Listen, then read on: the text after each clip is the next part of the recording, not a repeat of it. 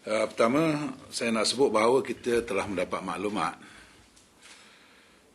ada sebilangan 190 buah bas yang akan datang, yang telah datang, sedang datang dan akan datang dari semua penjuru untuk Terengganu dan Kelantan. Dan sebilangan 2,000 buah kereta yang ini program khusus ya, yang datang untuk tujuan mengundi. Ini yang dapat kita kesan lah, yang belum dapat kita kesan tu kita jangka ada lagi. Ini setakat ini yang dapat kita kesan.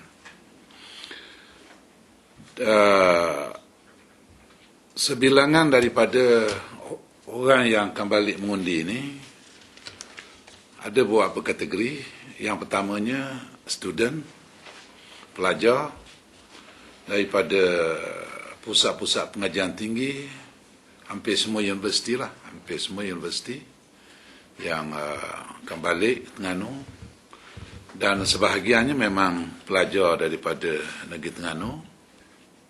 Bas yang dikatakan mengangkut hanya pelajar ini pun diselitkan dengan orang-orang yang bukan pelajar.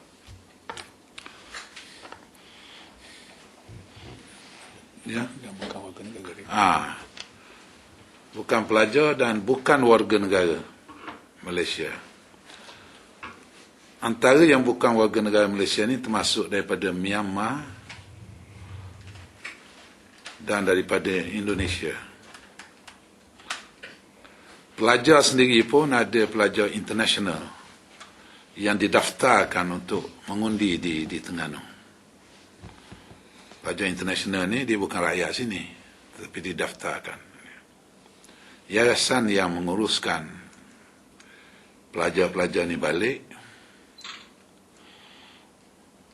dan menggunakan antaranya satu syarikat travel agency yang bernama Hideco Travel. Dan mereka ini, pelajar-pelajar ini akan dibawa ke Wisma Darul Iman, akan di brainwashkan dengan mungkin ucapan ataupun apa oleh pimpinan politik parti yang memerintah. Dan selepas itu akan diberi duit, saya tak tahu berapa banyak, sebagai ganjaran balik untuk mengundi ini. Dan mereka ini diyakini akan mengundi BN. Tapi pengundi hantu yang bersama-sama dalam rombongan yang saya sebutkan ini terdiri daripada kategorinya tadi yang saya kata pekerja-pekerja indung daripada syarikat-syarikat tertentu di luar daripada Terengganu. Itu satu kategori. Yang keduanya, rakyat Malaysia sendiri yang tak pernah tinggal di Terengganu tetapi didaftarkan untuk mengundi di Terengganu. Mungkin kepada SPR, orang yang mendaftar di Terengganu walaupun dia bukan rakyat Terengganu, bukan pernah tinggal di Terengganu, itu apabila masuk dalam daftar pemilih itu sah sebagai pengundi mengikut tafsiran SPR.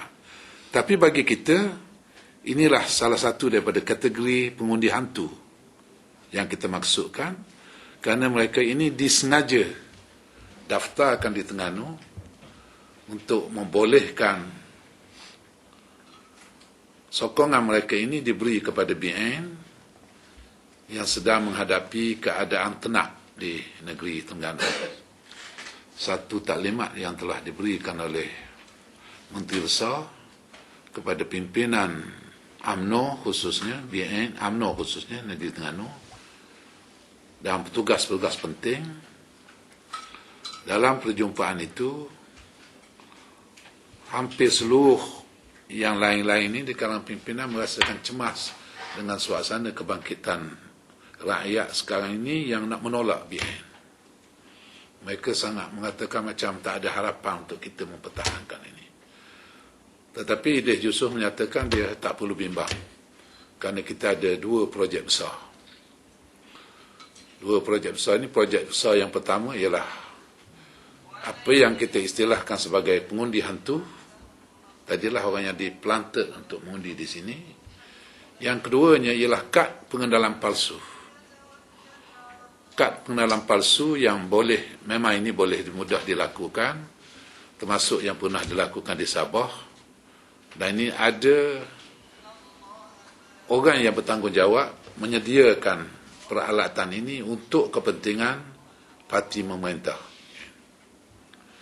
Jadi kepada kita ini, kerajaan yang mengaku berwibawa dan memegang kepada prinsip demokrasi ini sudah mencabuli semua prinsip-prinsip yang mereka nyatakan. Oleh kerana kita sudah mengundi besok, walaupun kita tidak puas hati dalam banyak perkara tentang the conduct of election, proses pengundian yang dijalankan oleh SPR dan perkara-perkara lain yang tidak mengikut lunas demokrasi, tetapi oleh kerana kita sudah sampai kepada penghujung, sikap kita akan terus juga mengambil bahagian dalam pilihan raya ini.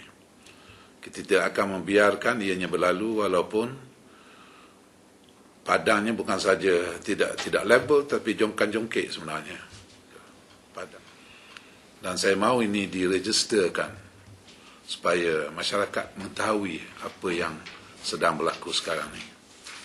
Saya tahu bahawa mungkin saudara menghadapi kesukaran lah, bukan saudara, Surat Khabar akan menghadapi kesukaran kerana Surat Khabar sendiri pun tidak bebas bagaimana itu.